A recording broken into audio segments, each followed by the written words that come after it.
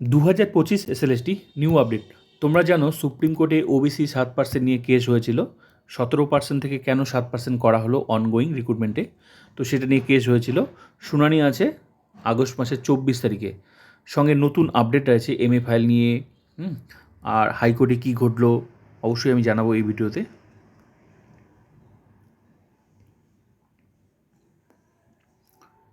তো তোমরা দেখে নাও, 24 তারিখে কেসটা উঠতে চলেছে। এই মুহূর্তে সবচেয়ে বড় সমস্যা ওবিসির জন্য নিয়োগটা কিন্তু থমকে গেল। তো অনগোয়িং রিক্রুটমেন্টে 17 থেকে 7% কেন করা হলো? তো এই দিন 24 তারিখটা ভীষণ গুরুত্বপূর্ণ। এই দিনই সরকারের উকিল, এসএসসির উকিল সেদিন থাকবে। তো সেদিনই ক্লিয়ার হয়ে যাচ্ছে যে কী হতে চলেছে। 2025 এসএলএসটিতে 17% নিয়ে প্রসেসটা শুরু হয়েছিল। এবার কোর্ট কী বলে, যেহেতু 2025 এসএলএসটি একদমই ব্যাপার আলাদা, কারণ এখানে আনটেন্টেড টিচার্সরা আছে, সঙ্গে ফ্রেশার্সরাও আছে। তো 7% হওয়াতে অনেক আনটেন্টেড টিচার বাদ যাচ্ছে। আবার এদিকে আবার অনেকে জেনারেল ডাক পাবে, যেমন হচ্ছে ইন সার্ভিস অনেকে ডাক পায়নি। মোট কথা একদিকে যোগ্যরা বাদ যাবে, আবার একদিকে যোগ্যরা ডাকও পাবে, সঙ্গে ফ্রেশার্সরাও আছে। ঠিক আছে, তো যাই হোক, এবার সুপ্রিম কোর্ট কী বলে বা এসএসসি কী বলে, তো আইনজীবীদের পরামর্শ সেই দিনই কিন্তু ক্লিয়ার হয়ে যাচ্ছে। মানে এসএসসির কী চাচ্ছে নিয়োগ, সঙ্গে আরও অন্যান্য যা যা সমস্যা। তো 24 তারিখে ভীষণ গুরুত্বপূর্ণ সুপ্রিম কোর্টে, সেদিনই তোমরা সব কিছু বুঝে যাবে। আর 2025 এসএলএসটি প্রসেস আশা করি খুব তাড়াতাড়ি শুরু হবে, কারণ এটার জন্যই প্রসেসটা কিন্তু থমকে গেল। এটার জন্যই যদি 7% হয়ে যায়, এবার যদি সুপ্রিম কোর্ট অর্ডার দিয়ে দেয় যে এখন যেমন ক্যাটাগরি আপডেট, তো অবশ্যই ওবিসি এবি যারা আছো তোমরা ক্যাটাগরি আপডেট করে দেবে। ঠিক আছে, তো যেটা তোমাদের কাজ করতে বলেছে এসএসসি নোটিশ দিয়ে, সেটা তোমাদের করতেই হবে। কোর্টের ব্যাপার। এবার কোর্ট যেহেতু 24 তারিখে কেসটা উঠছে, তো কোর্ট কী সিদ্ধান্ত নেয় সেটা তো কোর্টের ব্যাপার। কোর্টে যা হবে সেটাই হবে। তো এবার 24 তারিখটা ভীষণ গুরুত্বপূর্ণ। আশা করি ক্লিয়ার হয়ে যাচ্ছে যে 17ই থাকবে নাকি 7 থাকবে। তো তারপর বাকি প্রসেস শুরু হবে। এবার 24 তারিখে যেহেতু কেসগুলো উঠতেছে, এবার দেখো এই মুহূর্তে সুপ্রিম কোর্টে কিন্তু এসএসসি সঙ্গে মধ্যশিক্ষা পর্ষদ এমএ ফাইল করেছে। এসএসসি করেছে 30 এপ্রিল তোমার 2027 পর্যন্ত এক্সটেনশন যোগ্যদের জন্য, যেহেতু এর মধ্যে নিয়োগটা কমপ্লিট হচ্ছে না, যেটা সুপ্রিম কোর্টের টাইম ছিল 31 আগস্টের মধ্যে। আর মধ্যশিক্ষা পর্ষদ করেছে তোমার 1 মাস পর, মানে সেটা হচ্ছে মে 31 মে। এসএসসি করেছে 30 এপ্রিল, আর মধ্যশিক্ষা পর্ষদ করেছে 31 মে। 1 মাস পর কেন মধ্যশিক্ষা পর্ষদ, দুটো ডেট একই না কেন? কারণ তোমরা জানো এসএসসিকে কিন্তু আগে কাজগুলো করতে হয়, যেমন সুপারিশপত্র, রেকমেন্ডেশন লেটার আগে দিতে হবে। তার মানে এসএসসি আগে কাজগুলো করতে হয়, তারপর তো মধ্যশিক্ষা পর্ষদ সুপারিশ করবে, তারপর তো মধ্যশিক্ষা পর্ষদে যাবে। তার মানে কি মধ্যশিক্ষা পর্ষদের কাজ তো পরে, ফিনিশিং কাজটা তো মধ্যশিক্ষা পর্ষদকে দিতে হয়।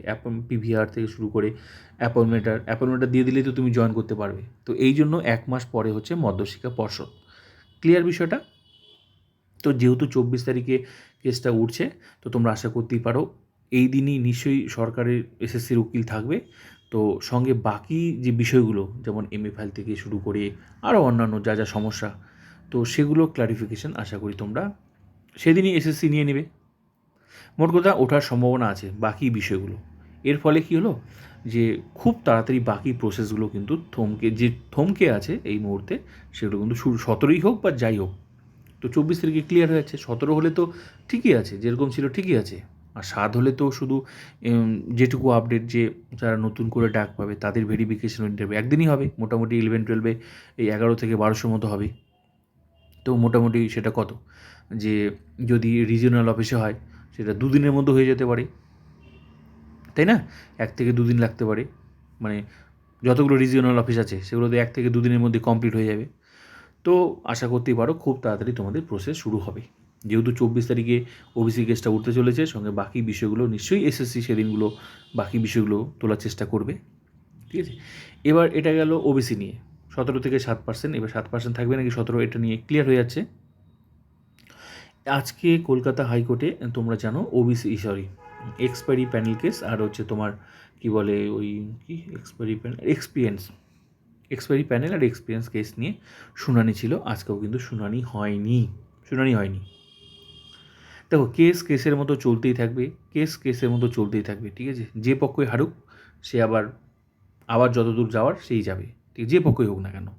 তো ছিল, শুনানি হয়নি, এখন কবে হবে সেটা আবার দেখা যাবে, কবে শুনানি হয়, ঠিক আছে।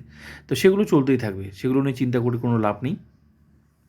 গ্যাজেট মেনে পরীক্ষা হয়েছে এই জিনিসটা তোমরা ভাববে, গ্যাজেটে যা ছিল তাই হবে। আরেকটা কথা ভাববে, মনে রাখবে যে স্কুলে যারা যাচ্ছে তারা কিন্তু তাদেরকে সুপ্রিম কোর্ট পাঠাচ্ছে, ব্যাস এটুকুই ভাববে। আর বাকি কোর্টের কাজ করবে, ঠিক আছে। তো দেখা যাক কী হয়, কবে আবার শুনানি হয়। তো এটুকুই বলার ছিল। খুব তাড়াতাড়ি তোমরা আশা করতে পারো ওবিসি কেসের সাথে বাকি বিষয়গুলো মানে ওঠার সম্ভাবনা আছে, প্রসেস কিন্তু শুরু হওয়ার সম্ভাবনা আছে, ব্যাস এটুকুই বলার ছিল তোমাদের। আর যারা নতুন করে ডাক পাবে যদি 7% হয়ে যায়, তো তাদেরই কিন্তু ভেরিফিকেশন ইন্টারভিউ হবে।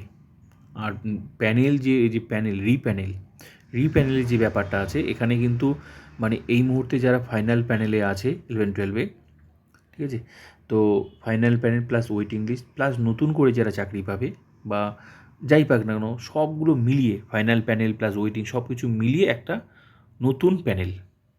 কেউ কারো র্যাঙ্ক আগে হতে পারে, কারো র্যাঙ্ক পরে হতে পারে, ঠিক আছে। এই জন্য তো র্যাঙ্ক পরিবর্তন হবে, এই জন্য কিন্তু কাউন্সেলিংটাও নতুন করে হবে, হওয়ার সম্ভাবনা বেশি।